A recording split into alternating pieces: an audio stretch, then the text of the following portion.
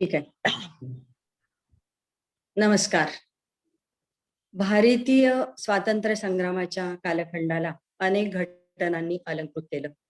भारतीय स्वातंत्र्य चळवळ आणि स्वातंत्र्याच्या नंतर मूल्यांवर आधारित समाज, महाराष्ट्रातील संयुक्त महाराष्ट्राची चळवळ, जाती अंताची लढाई, समतेचा संघर्ष, वर्गीय संघर्ष, महिलांचा संघर्ष, असे सगळे संघर्ष अनेक महनीय व्यक्तींनी त्याग, कार्य आणि वैचारिकतेनं सजवले होते. अशा अनेक महनीय व्यक्ती महाराष्ट्राच्या शिल्पकार ठरल्या. अशी व्यक्तिमत्व आणि त्यांनी घडवलेला प्रेरणादायी इतिहास विस्मृतीत जाऊ नये म्हणून आणि पुढच्या पिढ्यांना वैचारिक पंगुत्वापासून वाचवण्यासाठी टेंभुर्णीच्या विठ्ठलराव शिंदे कला महाविद्यालयाने आणि त्यांच्या इतिहास विभागाने राष्ट्रीय वेबिनारचं आयोजन केलं आहे. आणि त्यासाठी या महाविद्यालयाचे प्राचार्य डॉक्टर महेंद्र कदम, इतिहास विभागाचे डॉक्टर राजेंद्र गायकवाड, प्राध्यापक वाघमारे यांची मी मनापासून आभारी आहे की त्यांनी मला बोलवलं आणि एका व्यक्तिमत्वाबद्दल महाराष्ट्राच्या जनतेला त्या व्यक्तिमत्वाचं काय कार्य आहे, महाराष्ट्राचा शिल्पकार असं त्यांना का संबोधावं, यासाठी त्यांच्याबद्दल माहिती सांगण्यासाठी आज मला त्यांनी बोलवलं. त्याबद्दल मी त्यांची पुन्हा एकदा आभारी आहे. आज या शिल्पकारांच्या मालिकेत कामगार नेत्या मीनाक्षीताई साने यांच्या कार्याचा आढावा आपण घेणार आहोत. त्यांचं कार्य कोणकोणत्या क्षेत्रात आहे, कामगार चळवळीत, महिलांच्या मध्ये, कामगार महिलांच्या मध्ये, वर्गीय संघर्षामध्ये. अनेकांना या मीनाक्षीताई साने कोण आहेत ही माहिती नाही, याची मला नेहमीच खंत वाटत आलेली आहे. उभ्या महाराष्ट्रामध्ये 20व्या शतकामध्ये ज्या अत्यंत कमी महिला होत्या सामाजिक कार्य करणाऱ्या, विशेषतः कामगार वर्गामध्ये काम करणाऱ्या, त्यामध्ये मीनाक्षीताई साने एक आहेत. या वेबिनारच्या माध्यमातून अमूल्य असे मोती शिंपल्यामधून आपल्या समोर येत आहेत, परंतु ऐकण्यासाठी कान मात्र कमी असतात, याची मला नेहमीच खंत वाटते. अनेक महाविद्यालये, अनेक संस्थांनी असे कार्यक्रम, असे वेबिनार आयोजित केले आहेत. टेंभुर्णीच्या या कॉलेजने सुद्धा, विठ्ठलराव शिंदे कला कॉलेजने सुद्धा आजपर्यंत 22-23 मोती आपल्या समोर आणलेले आहेत. पण ठीक आहे, मला नेहमी असं वाटतं की काहीही असलं तरी आमच्या महाराष्ट्राच्या या महनीय व्यक्तींनी जे काम केलेलं आहे ते इतक्या विपरीत परिस्थितीमध्ये केलेले, इतक्या अडचणीमधून केलेलं आहे आणि आम्हाला आज या परिस्थितीमध्ये आणून सोडलेलं आहे, ज्या परिस्थितीमध्ये आम्ही सुखाचा श्वास घेतो आहोत. आपल्या सगळ्यांना माहिती आहे की 20वं शतक हे जगासाठी परिवर्तनाचं शतक आहे. भारतासाठी तर ते क्रांतीचं शतक आहे. स्थानीय इतिहास ही एक वेगळी ब्रांच इतिहासामध्ये आहे. भारतीय स्वातंत्र्यानंतर भारतीय स्वातंत्र्याचा इतिहास लिहायला सुरुवात झाली आणि स्थानीय इतिहासाचे धागेदोरे भारतीय स्वातंत्र्याशी जोडले गेलेले आहेत, याची जाणीव आम्हाला झाली. स्थानीय इतिहासामध्ये प्रत्येक घटना ही राष्ट्रीय चळवळीशी कशी जोडली गेली होती, हा इतिहास जेव्हा समोर यायला सुरुवात झाली तेव्हा स्थानीय इतिहासाचं वैभवशाली आणि दीर्घकालीन घडामोडींमधून घडत असलेला इतिहास आपल्या समोर आला आणि या इतिहासानं एक नवी दिशा, एक नवी प्रेरणा देण्याचं काम केलं. या लोकांनी स्वातंत्र्य मिळून झाल्यानंतर सुद्धा आपला देश, आपलं राज्य, आपला समाज कसा सुधारेल, या परिवर्तनाच्या दिशेने आपल्याला कसा जाता येईल असंही बघितलं होतं. स्वातंत्र्य तर मिळालं, राजकीय स्वातंत्र्य मिळालं, पण राजकीय स्वातंत्र्य ही चांगली गोष्ट घडण्याबरोबरच काही अशा गोष्टी आपल्या समोर आल्या की त्याच्यामध्ये परिवर्तन करणं अत्यंत आवश्यक होतं आणि या परिवर्तनाच्या दिशेने पाऊल ठेवणारी ही सगळी मंडळी होती, ज्यांना आपण महाराष्ट्राचे शिल्पकार असं म्हणतो आहोत. आज मी मगाशी सांगितलं की ज्यांच्या कार्याबद्दल आपण विचार करतोय, मीनाक्षीताई साने हे एक अत्यंत वादळी व्यक्तिमत्व होतं. 20व्या शतकामध्ये मीनाक्षीताईंचं कार्य आहे. 20व्या शतकामध्ये भारतीय स्वातंत्र्य चळवळीनं निश्चित असा एक आकार घेतलेला होता. जहालवादाची सुरुवात होती. जहालवादामध्ये अनेक घडामोडी घडत होत्या. पहिलं महायुद्ध 1914 ते 18 या काळात वसाहतवाद आणि साम्राज्यवाद अधिक फोफावत होता. दुसरीकडे औद्योगिक क्रांतीमुळे कारखानदार आणि कामगार हे दोन वर्ग निर्माण झालेले होते. याशिवाय 1917 मध्ये रशियन राज्यक्रांती झाली आणि त्याचा प्रभाव संपूर्ण जगभर पडला. मार्क्सवादाने प्रभावित अशी ही रशियन राज्यक्रांती होती. साम्यवाद आणि समाजवादासारखी तत्व ही जगापुढे आली. मीनाक्षीताई साने याच विचाराने प्रभावित झाल्या होत्या. मीनाक्षीताई साने, सोलापूर हे त्यांचं कार्यक्षेत्र. पूर्वाश्रमीच्या मीनाक्षी सरदेसाई यांना कॉम्रेड मीनाक्षीताई साने असं म्हटलं जातं. रियासतकार सरदेसाई यांची ही पुतणी. 18 मे 1909 ला मीनाक्षीताईचा जन्म झाला. वयाच्या 16व्या वर्षापर्यंत सोलापूरमध्येच होत्या. नंतर हायस्कूलचं शिक्षण पुण्याच्या हिंगणे इथं त्यांनी घेतलं आणि 1930च्या कायदेभंगाच्या चळवळीमध्ये महात्मा गांधींच्या मिठाच्या सत्याग्रहामध्ये मीनाक्षीताईंनी उडी घेतली होती. त्यासाठी त्यांना तुरुंगवास पण भोगावा लागला होता. तुरुंगातून सुटल्यानंतर SNDTची पदवी त्यांनी घेतली आणि त्यानंतर 2 वर्ष त्यांनी शिक्षिकेची नोकरी केली. पण त्यांचं मन त्याच्यामध्ये रमलं नाही. त्यांना समाजासाठी काहीतरी करायचं होतं, विशेषतः कामगारांसाठी काहीतरी करायचं होतं आणि त्यातूनही महिला कामगारांच्यासाठी मला काय करता येईल असा ध्यास त्यांनी घेतला होता. 5 फूट 3 इंच उंची, साधारण कृश शरीर यष्टी, कुरळे केस, चष्मा, अत्यंत साधी साडी आणि कायम दम्याने आजारी असणारी ही तरुणी स्वातंत्र्य चळवळीत तर होतीच, पण मिळणार स्वातंत्र्य प्रत्येक गरिबाच्या चुलीपर्यंत पोचेल का याचा मार्ग शोधताना मार्क्सवादाच्या कडे वळली आणि मग कामगार चळवळीच्या अधिक जवळ गेली. 1933 मध्ये याच कारणासाठी मीनाक्षीताईंनी कम्युनिस्ट पक्षामध्ये प्रवेश केला. 1934 ला त्या सोलापूरमध्ये आला कॉम्रेड कराडकर यांच्यासोबत. कराडकर त्यांचे पहिले पती. यावेळी सोलापूरची स्थिती काय होती? मीनाक्षीताई पुन्हा सोलापूरमध्ये का आल्या आणि सोलापूर हे कामगारांसाठीच्या काम करण्याचं कार्यक्षेत्र म्हणून का त्यांनी निवडलं, याची पण काही पार्श्वभूमी आहे. आपल्या सगळ्यांना माहिती आहे की 7 जुलै 1854 ला मुंबईला पहिली गिरणी सुरू झाली होती. केवळ 5 लाख भांडवलावर आधारित ही पहिली गिरणी सुरू झाली होती. 1853 ला भारतामध्ये पहिली रेल्वे सुरू झाली, हेही आपल्याला माहिती आहे. सोलापूरमध्ये सुद्धा या घटना घडल्या. सोलापूरमध्ये पहिली रेल्वे 1864 मध्ये आणि पहिली गिरणी 1874 मध्ये सुरू झाली. 1874 ते 1910 मध्ये 5 गिरण्या सोलापूरमध्ये सुरू झाल्या आणि सोलापूरला नाव पडलं गिरणगाव. सुरुवातीपासूनच सोलापूर हे कापड उद्योगामध्ये पुढे होतं. 1874च्या गिरणीला जुनी गिरणी म्हटलं गेलं, कारण बाकीच्या गिरण्या सुरू झालेल्या होत्या. या जुनी गिरणीमध्ये, एकाच गिरणीमध्ये त्यावेळी 13,000 कामगार होते. संपूर्ण भारतामध्ये 2ऱ्या नंबरची गिरणी म्हणून या गिरणीची ख्याती होती आणि मोठी गिरणी म्हणून.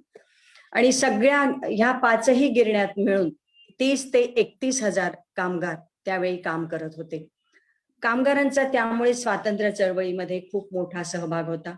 कामगारामध्ये जागृती मात्र फारशी झाली नव्हती आपल्या हक्कांची.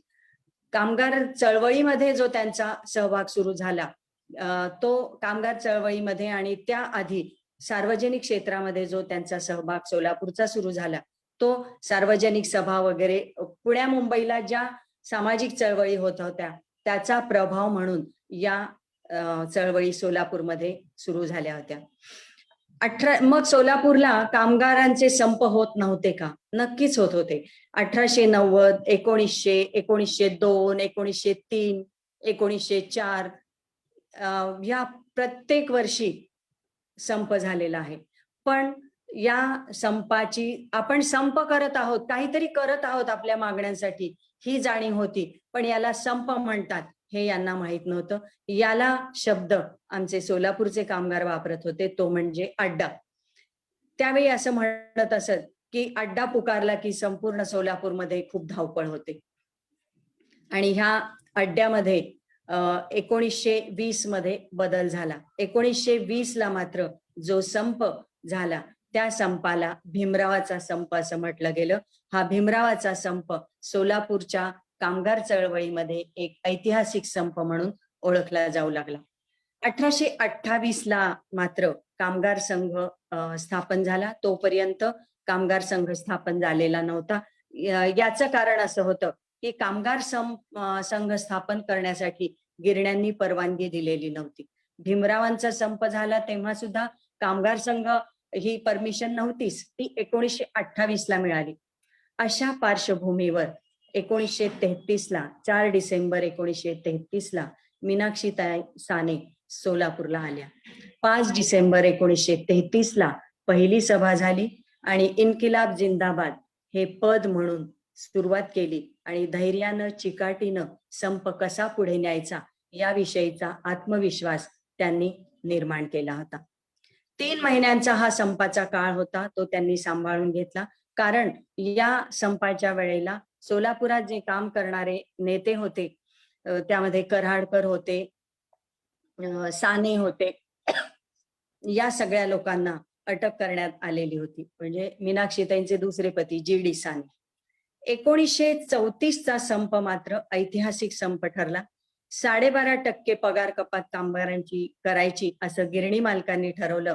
ब्रिटिश प्रशासन यावेळी खूप हादरून गेलं. कारण जर 12.5% पगार कपात करायची आहे तर ही पगार कपात करण्याचा निर्णय आम्ही हाणून पाडणार, हा निर्णय कामगारांनी घेतला होता आणि खूप मोठा 100% संप यावेळी झालेला होता. ब्रिटिश प्रशासन इतकं हादरलं होतं. त्यावेळी मात्र स्थानिक प्रशासनाने मुंबई प्रांताला असं कळवलं होतं की सोलापूरमध्ये मीनाक्षीताई साने आणि इतर कामगार नेत्यांनी इतका प्रक्षोभ निर्माण केलेला आहे की सोलापूरचे हे कामगार कोणत्या क्षणी काय करतील सांगता येणार नाही. त्यावेळी मुंबई प्रांताने असं सांगितलं होतं की या लोकांना तडीपार करा. परंतु स्थानिक प्रशासनाला हा निर्णय घेणं अवघड गेलं, कारण यांना जर सोलापुरातनं तडीपार केलं तर कामगार इतका प्रक्षुब्ध होईल की आपल्याला आवरणं कठीण होईल. म्हणून तो निर्णय त्यांनी अंमलात आणला नाही. 1938-39 ला पण संप झाले. सगळ्या संपामध्ये मीनाक्षीताईंना तुरुंगवास झाला आणि तुरुंगातून आल्यानंतर पुन्हा स्थानबद्धतेमध्ये त्यांना राहावं लागत होतं. पण त्यांनी कधीही हार मानली नाही किंवा संप केल्यामुळे मला सारखी सारखी अटक होते आहे तर मी संपात पुढे जाणार नाही अशी तक्रार तर त्यांनी कधीच केली नाही. या काळामध्ये एक घटना मात्र मला अत्यंत महत्वाची वाटते. 1935 साल आपल्या सगळ्यांना माहिती आहे, हे भारतीय स्वातंत्र्य चळवळीमध्ये घटनात्मक विकासासाठी अत्यंत महत्वाचं वर्ष आहे. 1935 चा भारत सरकार कायदा झाला. त्याप्रमाणे 1937 ला भारतामध्ये निवडणुका झाल्या. काँग्रेसची सरकार आली.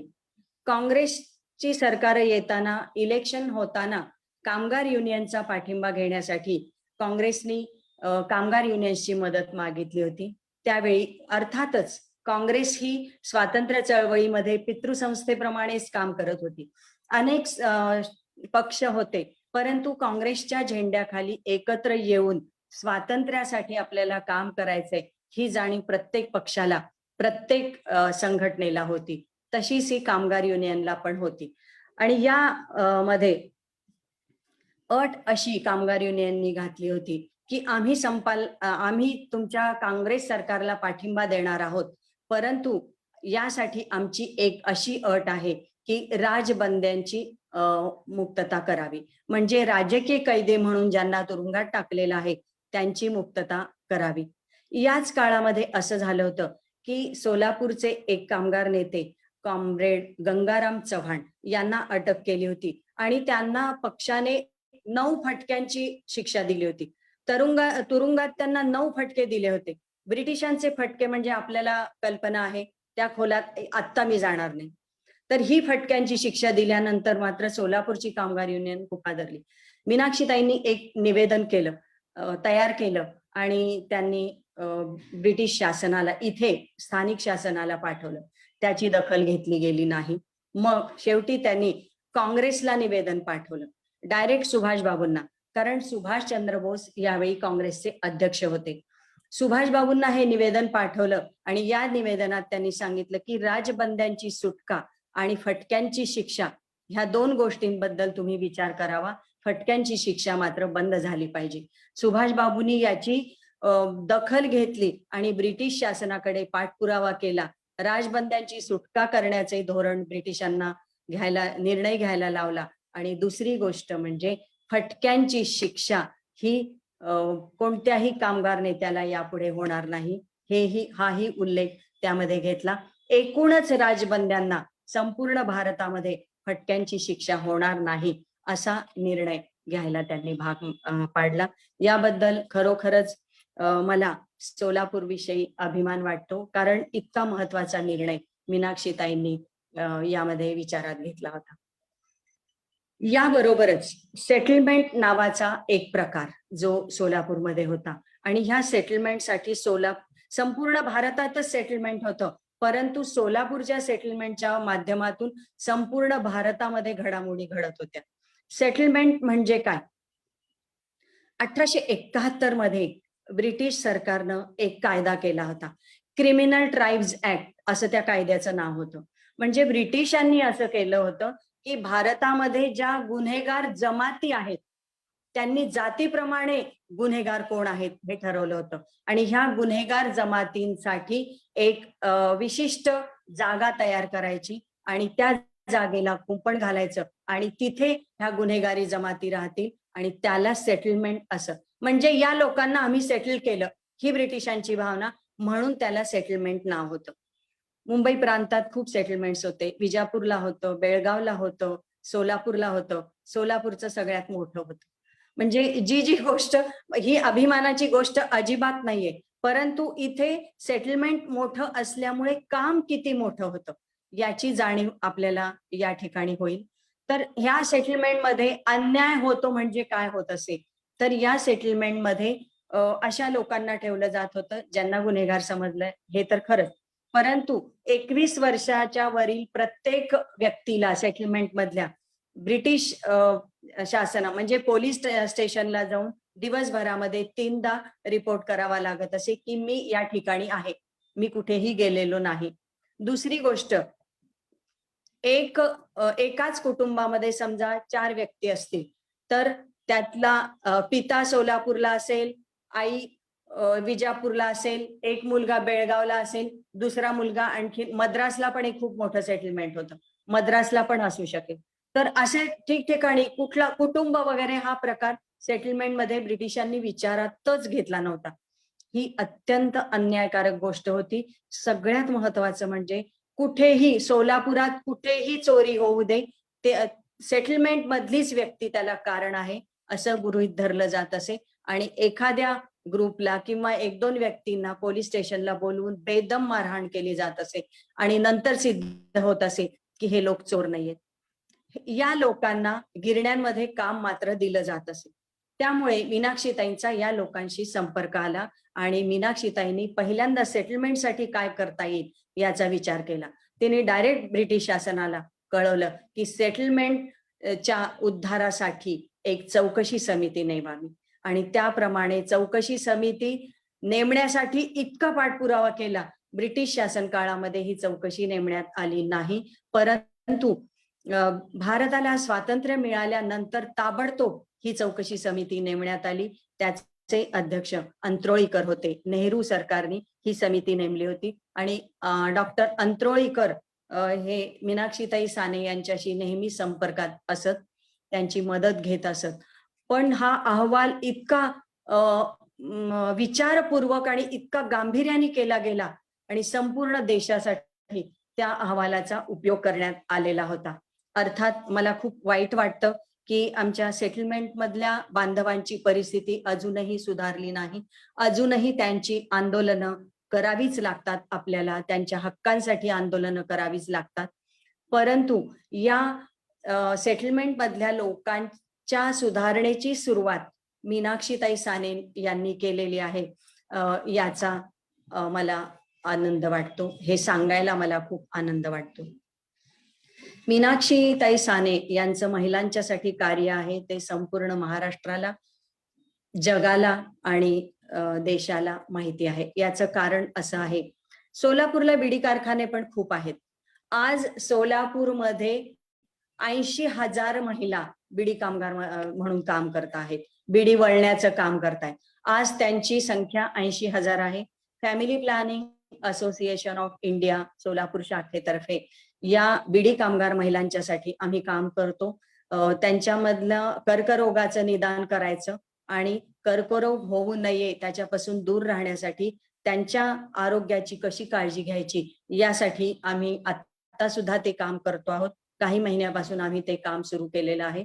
तेव्हा जो आम्ही सर्वे केला 80,000 महिला यामध्ये कामाला आहेत. अत्यंत वाईट परिस्थितीमध्ये ह्यांना काम करावं लागतं. अगदी छोट्या छोट्या मुली सुद्धा काम करतात. त्याचं जेव्हा आम्ही इतिहासाचा वेध घेतला तेव्हा आमच्या असं लक्षात आलं की 1937 मध्ये बिडी कारखान्यामध्ये 2,000 महिला होत्या आणि ह्या 2,000 महिलांचं आरोग्य, त्यांची जागृती यामध्ये कुठलीही गोष्ट पॉझिटिव्ह सकारात्मक अशी कुठलीही गोष्ट नव्हती आणि तिथे मीनाक्षीताई पोचल्या होत्या. हे मला विशेष महत्वाचं वाटतं. महिलांचा भारतातला ह्या विडी कामगार महिलांचा भारतातला पहिला संप मीनाक्षीताई साने यांनी घडवून आणला होता. त्यावेळी आपल्या मागण्या लोकांना कळण्यासाठी गावातून मिरवणूक काढूया असं त्या म्हणायच्या. त्यावेळी आमच्या महिला म्हणायच्या, गड्या माणसातनं कसं जायचं बाई. पण हळूहळू या महिला सुद्धा तयार झालेल्या होत्या. मीनाक्षीताई साने नेहमी सांगत असत की हळूहळू त्या धीट झाल्या. उभ्या जन्मात नवऱ्याकडे मान वर करून न बघणाऱ्या महिलांनी मिरवणुकीत घोषणांनी शहर दणाणून सोडलं असा उल्लेख मीनाक्षीताईंनी केलाय. हा उल्लेख त्यांचा कसा आला ही सुद्धा महत्वाची गोष्ट आहे आणि ही महत्वाची गोष्ट यासाठी आहे की त्या असं म्हणतात की 2,000 महिलांच्या मध्ये एकही पुरुष नव्हता बिड्या वळण्यामध्ये. आश्चर्य वाटेल तुम्हाला, आज मी 80,000 महिलांचा उल्लेख केला ना, खरोखर विडी वळण्यामध्ये एकही पुरुष नाहीये. 80च्या 80,000 महिला आहेत आणि एकूण 80,000 विडी वळण्याचे कामगार तिथे आहेत. मला खूप आश्चर्य वाटतं. पुरुषांसाठी हे काम का नाहीये हे माहित नाही. म्हणजे यामध्ये समानता पाहिजे हा मुद्दा वेगळा आहे, परंतु महिलांच्यासाठी हे काम राखून का ठेवलंय याचा अर्थ अजूनही कळलेला नाही. तर त्यावेळी ह्या 2,000 महिलांचा पगार वाढवून मिळाला पाहिजे अशी मागणी होती. पगार किती? तर 1,000 विडी मागे 1 आणा वाढवून मिळावा अशी त्यावेळी 1937 मध्ये 36-37 मध्ये मीनाक्षीताईंनी मागणी केली होती. संप सुरू केला. सगळ्या महिला सामील झाल्या. पण किती अडचणीतून सामील झाल्या. महिलांच्या मध्ये आत्मविश्वास निर्माण करणं ही अत्यंत महत्वाची गोष्ट आहे बरं का. त्या काळामध्ये तर अधिकच. आज निदान महिला बाहेर जरी पडतायत, त्यावेळी फक्त या विडी कामगार महिला तर फक्त विडी वळण्यासाठी त्या आणण्यासाठी आणि नेऊन देण्यासाठी जात असत, याशिवाय नाही. पण त्यांच्यापर्यंत कसं पोचायचं, कारण त्या मोर्चात सामील होत आहेत किंवा कुठल्या संघटनेत सामील होत आहेत असा थोडा जरी संशय आला तरी या महिलांना कामावरून काढून टाकलं जात असे. त्यांचं आर्थिक नुकसान होऊ नये याची काळजी मीनाक्षीताईंनी घेतली होती. मग त्यावेळी त्या कॉम्रेड इंदापुरे, चिंतामणी इंदापुरे त्यांच्या बरोबर नेहमी जात असत आणि यांच्या बरोबर ते दोघं जण मिळून घरोघरी जात असत आणि घरोघरी जाऊन महिलांना जाग करत की तुम्हाला तुमचं आर्थिक नुकसान होऊ नये यासाठीच तुम्हाला हे करायचं आहे. आणि जर तुम्ही एवढं मोठं काम करता आहात आणि तुमच्या हाताला काम आहे, परंतु त्या हातातलं कौशल्य एवढं मोठं आहे, त्याची किंमत कमी होते आणि त्याचं मूल्य वाढवण्यासाठी हा संप आपल्याला करणं आवश्यक आहे असं सांगून या महिलांना त्यांनी तयार केलं होतं. चिंतामणी इंदापुरे यांनी आपल्या आठवणीमध्ये ही गोष्ट आवर्जून सांगितलेली आहे. मी मगाशी सांगितलं होतं की मीनाक्षीताई अनेक वेळा जेलमध्ये जात असत. दरवेळी जेलमध्ये गेल्या की महिलांच्या बराकीमध्ये अर्थातच त्या असत आणि स्वातंत्र्यासाठी काम करणाऱ्या महिला पण त्यामध्ये असत, परंतु गुन्हेगार महिला जास्त असत. त्यांच्याशी मीनाक्षीताई बोलत असत. असंख्य प्रकारच्या महिला तिथं असत असा उल्लेख त्या करतात. क्षणिक संतापाच्या आवेशामध्ये खून करणाऱ्या आणि आपल्याला उत्पन्नाचं साधन नाही, घरचा आधार नाही म्हणून वेश्या व्यवसायाकडे वळणाऱ्या महिला पण तिथे होत्या. मीनाक्षीताई म्हणतात की त्यांना जागृत करण्याचा मी खूप प्रयत्न केला, परंतु त्यांची अशी परिस्थिती होती, त्याच्यामध्ये त्या असं लिहितात की त्यांची मानसिकता अशी होती की आम्ही भुरटे चोर आहोत, आम्ही गरिबांचे खिसे कधीच कापत नाही आणि आम्ही चोऱ्या करून मुलाबाळांना सांभाळतो, आम्ही चैन करत नाही आणि मुख्य म्हणजे आम्ही गरिबांचे खिसे कापतच नाही, आम्ही धनदांडग्यांना लुटतो, आमचा काय दोष आहे, आम्हाला अभिमान आहे, आम्ही ह्या चोऱ्या करतो. अशी भावना, अशी मानसिकता त्यांची होती. मीनाक्षीताईंना खूप आश्चर्य वाटायचं की असा अभिमान बाळगणाऱ्या महिला आहेत. हा त्यांचा अभिमान स्वाभिमानामध्ये परावर्तित करायचा आणि स्वाभिमानाने जगण्यासाठी त्यांना उभं करायचं, ही त्यांची धडाडी होती, हे त्यांचं काम होतं. थोडक्यात मला मीनाक्षीताईंनी 2-4 गोष्टी लिहून ठेवल्यात, त्यांच्या शब्दामध्ये मी इथं सांगणार आहे.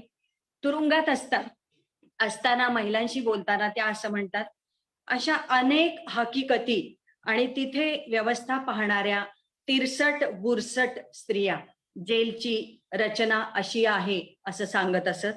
स्त्रिया, मग यामध्ये स्त्रिया कैदाशिणी नाही झाल्या तरच नवल आहे.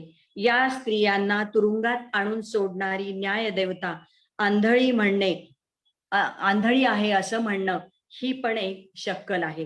कारण सामाजिक अन्यायाच्या बाबतीत कोणाही एका व्यक्तीला जबाबदार धरता येणार नाही. सध्याच्या समाजात असंख्य कंटक शल्ये आहेत, परंतु व्यक्तीला गुन्हेगार ठरवून समाजाला मोकळे सोडणारे हे न्यायदान म्हणजे आत्मवंचना आहे. त्या असं गृहीत धरतात की जेव्हा माणूस या कामाकडे वळतो, गुन्हेगारीकडे वळतो, वाईट वृत्तीकडे वळतो, त्यावेळी पहिल्यांदा समाज व्यवस्था कारणीभूत असते आणि तिथेच घाव घातला पाहिजे. समाज व्यवस्थेमध्ये जी मोठी विषमता आहे, जातीय दरी आहे, आर्थिक आहे, ती कमी केल्याशिवाय कुठल्याही स्वातंत्र्याला अर्थ राहणार नाही. मला या ठिकाणी डॉक्टर बाबासाहेब आंबेडकर घटना लिहिताना किंवा संपूर्ण स्वातंत्र्य चळवळीच्या काळामध्ये त्यांची जी सामाजिक चळवळ चालू होती त्यावेळी ते असंच म्हणत असत, सामाजिक समता आल्याशिवाय, आर्थिक समता आल्याशिवाय राजकीय स्वातंत्र्याला अर्थ राहणार नाही. तोच प्रभाव मीनाक्षीताईंच्या मनावर आणि कार्यावर पडला होता असं म्हणायला हरकत नाही. त्यांनी आणखीन एक महिला चळवळीमध्ये काम करत असताना एक लेख लिहिलेला होता की महिला चळवळीची गरज किती आहे आणि ती गरज का कशी आहे. त्यामध्ये त्यांनी असं सांगितलं होतं की प्रौढ मताधिकार, नागरिकत्वाचे समान हक्क, ह्या मागण्या नवीन घटनेमध्ये स्त्रियांना जरूर मिळालेल्या आहेत. घटना निर्मिती करताना स्त्रियांचा हा विचार माणूस म्हणून जरूर केलेला आहे, परंतु महिला चळवळीचं कार्य संपलेलं आहे का? महिला चळवळीला अजूनही खूप मोठं कार्य करावं लागणार आहे, कारण संविधानाने दिलेले हक्क समाजामध्ये प्रत्यक्ष वापराची सुरुवात झाल्याशिवाय समानता, स्त्री पुरुष समता म्हणजे लिंगभेद संपणार नाही, समता येणार नाही असं स्पष्ट मत त्यांनी सांगितलेलं होतं. समाजात अजूनही स्त्री स्वतंत्र व्हायची आहे. घटनेने दिलेले स्वातंत्र्य वापरून सुद्धा आर्थिक स्वातंत्र्य तिला आल्याशिवाय ती स्वतंत्र होणार नाही. स्वतःच्या पायावर उभी राहिल्याशिवाय तिला समतेचा अर्थ कळणार नाही, आत्मविश्वासाचा अर्थ कळणार नाही, अशी मीनाक्षीताईंची भूमिका होती. आणि असं लेखन करून त्यांनी मध्यमवर्गीय महिलांना या कार्यामध्ये वळवण्याचा प्रयत्न केलेला होता. त्यासाठी त्यांनी अनेक मासिकांमधून पण लिहिलेलं होतं, त्याचा मी उल्लेख करणारच आहे. त्या असं म्हणतात की संपूर्ण जागतिक पातळीवर काही सुशिक्षित महिला काम करता आहेत, नोकऱ्या करता आहेत, परंतु त्यांचं दुहेरी काम, त्याच्यातून सुटका होत नाही. समानता तेव्हा येते जेव्हा माणूस म्हणून तिची भूमिका समाजाने महत्वाची मानलेली आहे आणि कामाचं स्वरूप हे स्त्रीचं वेगळं आणि पुरुषांचं वेगळं असं जोपर्यंत कमी होत नाही तोपर्यंत स्त्री पुरुष समता येणार नाही, असं त्यांनी वारंवार त्या काळामध्ये लिहून ठेवलेलं आहे. आज आपल्याला हे असं तर आहेच की असं वाटतं, परंतु 1936-40 मध्ये त्यांनी या गोष्टी लिहिलेल्या आहेत आणि या गोष्टींचं महत्व त्यावेळी त्यांनी महिलांना समजा त्यावेळी हे सांगत असताना मला सांगायला आवडेल की महिला सोलापूरच्या मध्यमवर्गीय महिला असं म्हणत असत की ह्या बाई मीनाक्षीताई ह्या बाई वेगळं काहीतरी करतात, म्हणजे च्या पेक्षा प्रवाहाच्या विरुद्ध दिशेला जाऊन ह्या वेगळं काहीतरी करतायत असं आम्हाला वाटायचं. आणि इतकं वेगळे विचार आमच्या समोर येतात की ज्याची आम्ही कल्पना सुद्धा करू शकत नाही, असं काही महिलांनी त्यावेळी लिहून ठेवलेलं आहे. परंतु हे सगळं त्यांनी करत असताना महिलांच्या पुढील कार्य हे साधक बाधक चर्चा होऊनच झालं पाहिजे, यासाठी शिक्षणाचं महत्व त्यांनी प्रतिपादन केलेलं होतं. मुलगी शिक्षित झाल्याशिवाय ही कुठेही समाजात तिला स्थान मिळणार नाही याची जाणीव आपल्याला झाली पाहिजे. आणि महिलांनी जे कार्य सावित्रीबाई फुलेंच्या पासून समाजामध्ये स्त्री शिक्षणाची जी धुरा आहे ती महिलांनी पुढच्या पिढीत नेली पाहिजे असं मीनाक्षीताई साने यांचं मत होतं आणि त्यासाठी स्वतः त्यांनी काम केलेलं होतं. 1940 साल आलं. हा काळ होता दुसऱ्या महायुद्धाचा. 39 ते 45 हा दुसऱ्या महायुद्धाचा काळ आहे आणि या काळामध्ये भारतामध्ये स्वातंत्र्य चळवळ खूप जोमाने सुरू झालेली होती आणि द्विराष्ट्रवादाचा सिद्धांतही पुढे आला होता.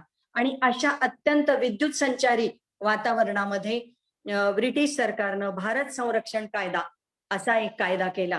कारण भारताचं संरक्षण करायचं असेल तर भारतामध्ये अंतर्गत बंडाळी व्हायला नको, अंतर्गतरित्या भारत शांत असला पाहिजे, भारतीय लोकांनी शांत असला पाहिजे, अशी भूमिका ब्रिटिशांची होती. आणि म्हणून भारत संरक्षण कायद्याखाली अनेक लोकांना अटक केली. त्यामध्ये मीनाक्षीताई साने यांना पण सोलापूरमधून अटक केली होती. 18 महिन्याची त्यांना शिक्षा झाली होती. त्यांना कारण असं त्यांनी सांगितलं होतं की कामगार वर्गामध्ये प्रक्षोभ निर्माण केला जातो. दुसरी गोष्ट, कामगारांच्या न्याय्य मागण्या असं सांगून संपाला त्यांना प्रवृत्त केलं जातं.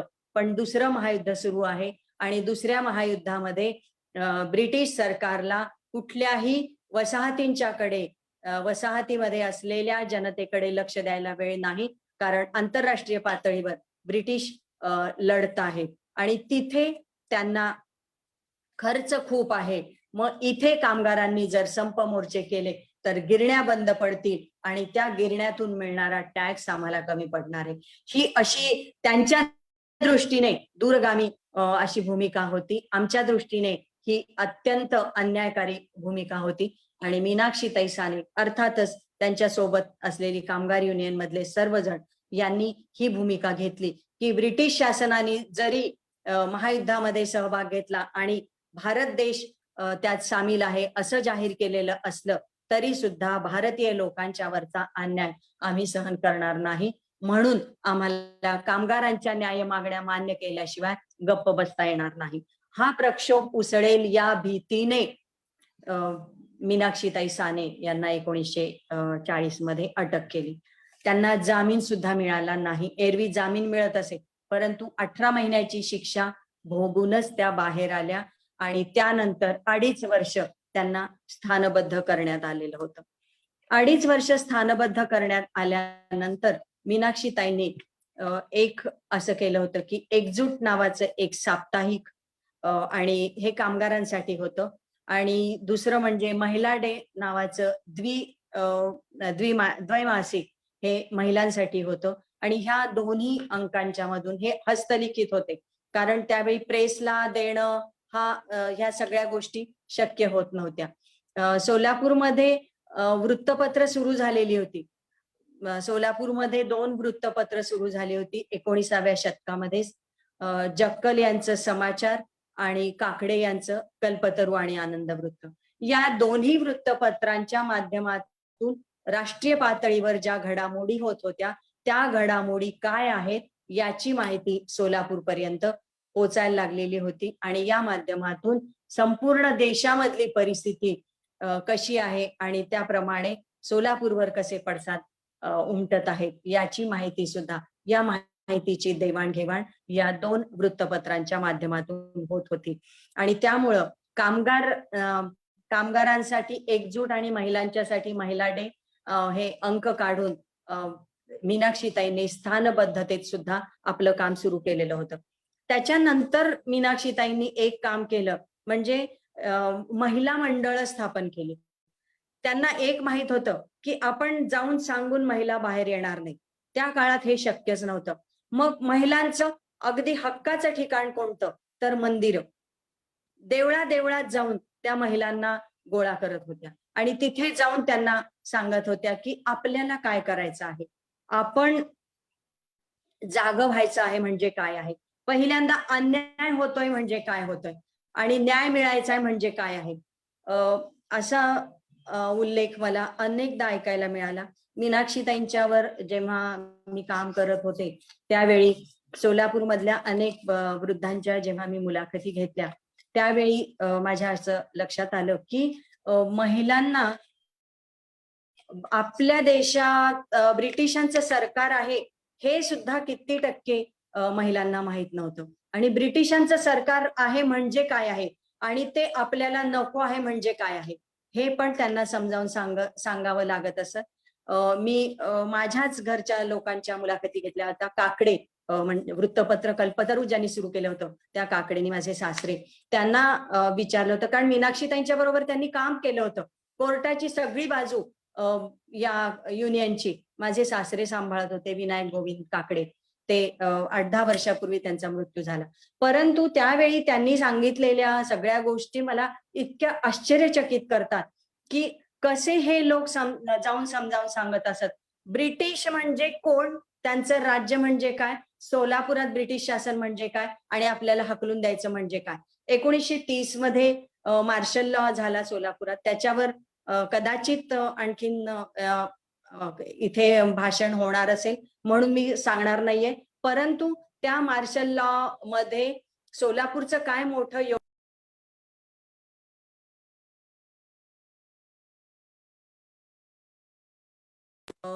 इतक्या मोठ्या येत होत्या आणि मीनाक्षीताईंनी हे अनेक महिला गांधी कुटुंबातल्या त्याच्या बरोबर होत्या. तेलुगू समाजातल्या महिलांनी तर एवढं मोठं योगदान सोलापूरच्या महिला चळवळीला दिलेलं आहे की एक एक व्यक्तींचं व्यक्तिमत्व घेऊन त्यांच्यावर बोलण्यासारख्या अनेक गोष्टी आहेत. सुमतीबाई शहा आपल्याला सगळ्यांना माहिती आहे. तर या सगळ्या गोष्टींमध्ये महिलांना तेवढ्याच गोष्टी, फक्त वैचारिक बाजू सांगावी यामधून महिला एकत्र होत नव्हत्या. तर त्यांनी आणखीन एक शक्कल काढली, ती म्हणजे देवळात महिलांना बोलवायचं, त्यांना लोणची पापड करायला सांगायचं आणि त्यातून आर्थिक आपल्याला फायदा काय होईल आणि आपल्या पायावर आपल्याला कसं उभं राहता येईल. त्यामुळे घरच्यांचा सुद्धा विरोध होण्याचं कारण नव्हतं, कारण लोणची पापड घरी बसूनच करायचं होतं. 1945चा एक उल्लेख आहे. कल्पतरुकार काकडेंनी जक्कलांची सुद्धा मुलाखत जेव्हा आम्ही घेतली होती वृत्तपत्रांच्यावर काम करत असताना, तेव्हा त्यांनी सुद्धा असं सांगितलं होतं की 1945 मध्ये पत्रकारांची एक कॉन्फरन्स सोलापूरमध्ये 3 दिवसांची झालेली होती. या कॉन्फरन्समध्ये संपूर्ण सकाळी चहा नाश्त्यापासून रात्रीच्या जेवणापर्यंत ह्या महिलांनी काम केलेलं होतं आणि जेवणा सगळ्या स्वयंपाकाची बाजू महिलांनी सांभाळली होती. तर एवढं मी ही गोष्ट 1945 ची करते. आजही सोलापूरमध्ये अनेक महिला सक्षमपणे ह्या कामामध्ये उभ्या आहेत. कुठल्याही कामाची लाज बाळगू नये ही जाणीव तर झालेली होतीच, परंतु ह्या पहिल्यांदा सोलापूरमध्ये एवढ्या मोठ्या प्रमाणामध्ये 1945 ला महिलांनी भोजनाची व्यवस्था केलेली होती. अर्थातच स्वतःच्या कार्यक्षमतेने, यामध्ये कुणाचंही मार्गदर्शन न घेता मीनाक्षीताई याला नक्कीच साथ देणाऱ्या होत्या. मीनाक्षीताईंच्या या कामामुळे महिला आमच्या पुढे आल्या आणि आजही हा वारसा आमच्या सोलापूरमध्ये आहे. संपूर्ण महाराष्ट्रातच आहे. मला तर असं वाटतं की महाराष्ट्रामध्ये भोजन व्यवस्था ठिकठिकाणी वेगवेगळ्या बचत गटांच्या माध्यमातून होते, हे आपल्या सर्वांना माहिती आहे. यामधून मीनाक्षीताईंना काय साध्य करायचं होतं, मी तुम्हाला एक मगाशी सांगत होते की एक तर ह्या सगळ्यांची जाणीव, आपण कोणत्या प्रकारच्या समाजामध्ये राहत आहोत आपल्याला स्वातंत्र्य पाहिजे म्हणजे कोणत्या प्रकारचं पाहिजे, राजकीय स्वातंत्र्य म्हणजे काय, सामाजिक आर्थिक स्वातंत्र्य म्हणजे काय, स्त्री पुरुष समता म्हणजे काय, या सगळ्या गोष्टी तर सांगायच्या होत्या. सगळ्यात महत्वाचं म्हणजे ह्या सगळ्या गोष्टी केव्हा उभ्या राहू शकतील, जेव्हा महिलांच्या मध्ये आत्मविश्वास येईल. आणि हा आत्मविश्वास त्यांच्यामध्ये निर्माण करायचा होता मला, असं मीनाक्षीताई नेहमी सांगायच्या. ह्या सगळ्या महत्वाच्या गोष्टी घडत असताना सरकारनं स्त्रियांसाठी काय केलं पाहिजे आणि नगरपालिकेनं काय केलं पाहिजे, महिला मंडळांनी कसं असावं, याबाबतचा सगळ्या महिलांना विचार करण्यासाठी आणि बोलण्यासाठी आवाहन मीनाक्षीताईंनी केलेलं होतं. सरकारने मी आता कामगार चळवळीचा हा मुद्दा सोडून महिला कामगार आणि फक्त महिला कामगार नसलेला महिला हा संपूर्ण वर्ग याच्यामध्ये अंतर्भूत होतोय असं मला सांगायचंय मीनाक्षीताईंच्या कार्यक्षेत्रामध्ये. मीनाक्षीताईंनी एक असं झालं मधल्या काळामध्ये की मीनाक्षीताईंनी 1950 मध्येच कम्युनिस्ट पक्ष सोडला होता. सदस्यत्वच त्यांनी सोडून दिलेलं होतं, कारण भारत स्वतंत्र झाल्यानंतर कम्युनिस्ट पक्षाचं जे धोरण होतं ते मीनाक्षीताईंना मान्य नव्हतं आणि या कम्युनिस्ट पक्षाच्या धोरणामध्ये बदल करणं त्यांच्या एकटीने शक्य झालं नाही, म्हणून त्यांनी सरळपणे कम्युनिस्ट पक्षाचा राजीनामा दिला आणि पूर्णपणे राजकीय काम सोडून सामाजिक कामामध्ये स्वतःला झोकून दिलं. पूर्वीपासून तर त्या राजकीय कामाबरोबर सामाजिक कार्य करतच होत्या, परंतु आता त्यांनी पूर्णपणे राजकारण सोडून दिलेलं होतं. एक मगाशी गोष्ट मला सांगायची होती ती म्हणजे 1935 मध्ये इतक्या सगळ्या धकाधकीमध्ये 1935 मध्ये त्यांनी मुलाला जन्म दिला होता, जतींद्र कराडकर. मीनाक्षीताईंचे पहिले पती कॉम्रेड कराडकर होते. नंतर काही कारणाने त्यांच्याशी त्यांचे विचार जुळले नाहीत नंतर, त्यामुळे वैचारिक भूमिकेमधल्या बदलामुळे त्यांनी त्यांच्यापासून फारकत घेतली होती आणि जी.डी. सानेंशी त्यांनी विवाह केला होता. पण जतींद्र कराडकर हा त्यांचा मुलगा महाराष्ट्रामध्ये एक वैचारिक वारसा त्यांनी जपून ठेवला होता. ते आता नाहीयेत जतीन कराडकर. एक 5-6 वर्षापूर्वी मला वाटतं त्यांचा मृत्यू झालेला आहे. तर जतींद्र कराडकर हा त्यांचा मुलगा महाराष्ट्राला जो कॉम्रेड जतींद्र म्हणून परिचित आहे. अनेकदा माझं त्यांच्याशी बोलणं होत असे आणि मीनाक्षीताईंचं काम कसं असेल हे ते नेहमी मला सांगत असत. त्यामुळे मीही तेवढ्या आत्मविश्वासाने त्यांच्याबद्दल आता बोलू शकते. तर त्यांनी 1950 ला कम्युनिस्ट पक्ष सोडल्यानंतर लगेचच 1952-53 मध्ये मीनाक्षीताईंना सोलापूर नगरपालिकेच्या स्कूल बोर्डावर सदस्य म्हणून नेमण्यात आलं होतं.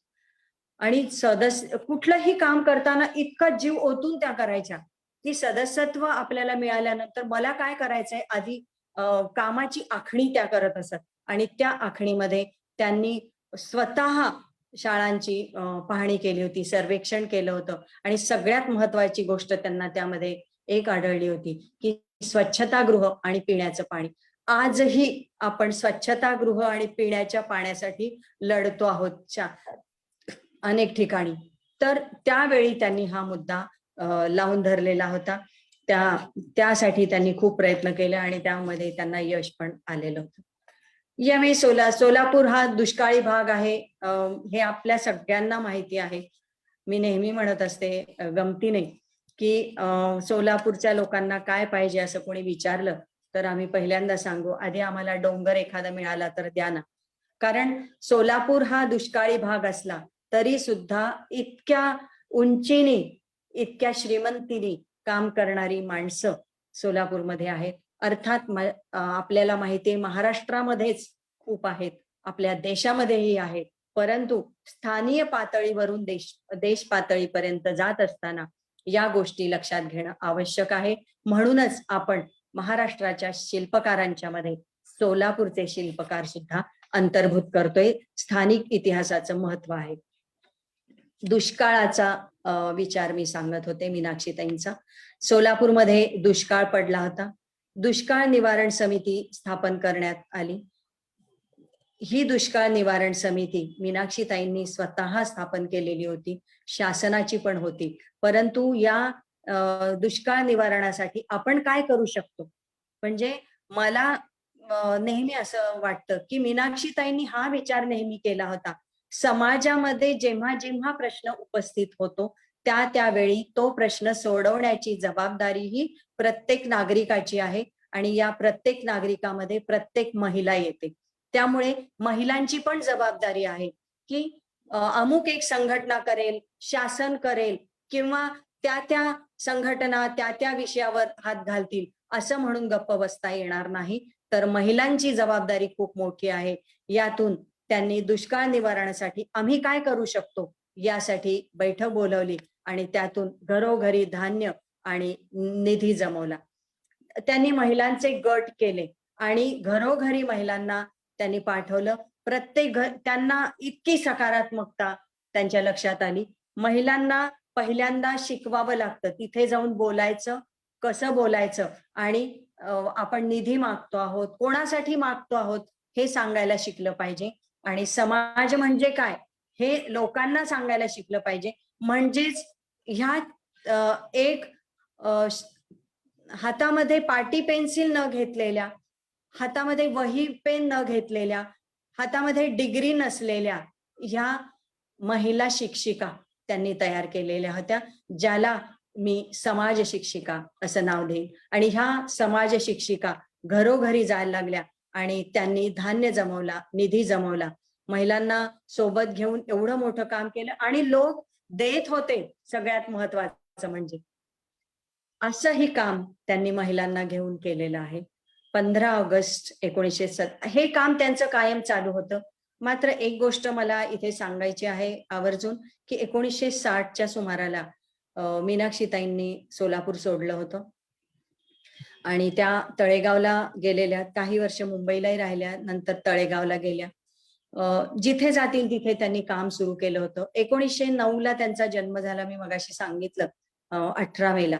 1977 मध्ये त्यांनी महिला आंदोलन पत्रिका सुरू केली होती 65 वयाच्या पुढे. कष्टकरी महिलांचे प्रश्न सोडवण्यासाठी महिला आंदोलन पत्रिका नावाचं एक मासिक त्यांनी सुरू केलं. अनेक वर्ष हे मासिक चालू होतं. मी वाचक आहे त्या मासिकाची. मंजू गांधी, तारा रेड्डी ह्या महिला आंदोलन पत्रिकेच्या संपादक होत्या. त्यावेळी ह्या महिला आंदोलन पत्रिका मी वाचलेल्या आहेत आणि मीनाक्षीताईंनी जे काम सुरू केलेलं होतं त्या कामाचा वारसा या सगळ्या महिलांनी पुढे चालू ठेवलेला होता.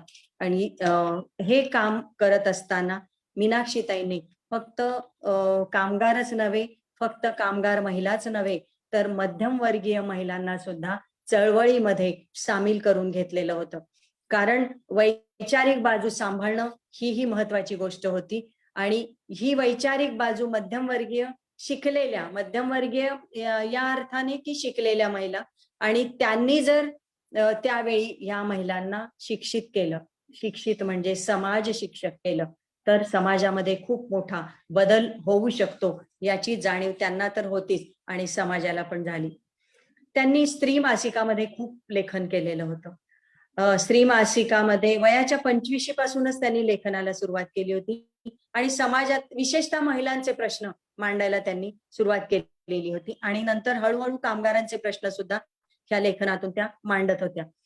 अनेक देशांना, अनेक परिषदांमध्ये सुद्धा त्या सामील झालेल्या होत्या आणि तिथून आल्यानंतर त्या परिषदांमध्ये काय घडलं हे सगळ्यांना सांगायची जबाबदारी माझी आहे, ही मात्र जाणीव त्यांना होती. आणि तिथे जाऊन महिलांचे प्रश्न काय आहेत आणि त्या कशा सोडवतात हे त्या सांगत असत. आणि त्याप्रमाणे त्यांनी विचक्षणा, मला हे ह्या टायटलचं सुद्धा इतकं आश्चर्य वाटतं, गंमत वाटते.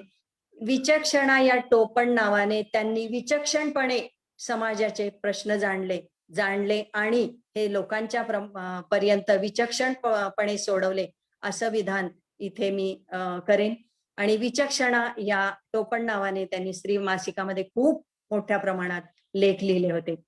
अशा या आयुष्यभर कामगार आणि महिला कामगारांसाठी आणि समस्त महिला वर्गासाठी आयुष्य वेचणाऱ्या मीनाक्षीताईंनी 60 मध्ये सोलापूर सोडलेलं असलं तरी सुद्धा त्या जन्मभर काम करत राहिल्या. 17 ऑगस्ट 1989 ला तळेगाव या ठिकाणी मीनाक्षीताईंचा मृत्यू झाला आणि मीनाक्षीताई साने हे वादळ शांत झालं. एवढंच मला या ठिकाणी सांगायचं आहे. पुन्हा एकदा टेंभुर्णीच्या विठ्ठलराव शिंदे कला महाविद्यालयाचे प्राचार्य doctor Kadam sir, Rajendra Gaikwad sir आणि वाघमारे सर यांचे आभार मानते आणि थांबते. धन्यवाद.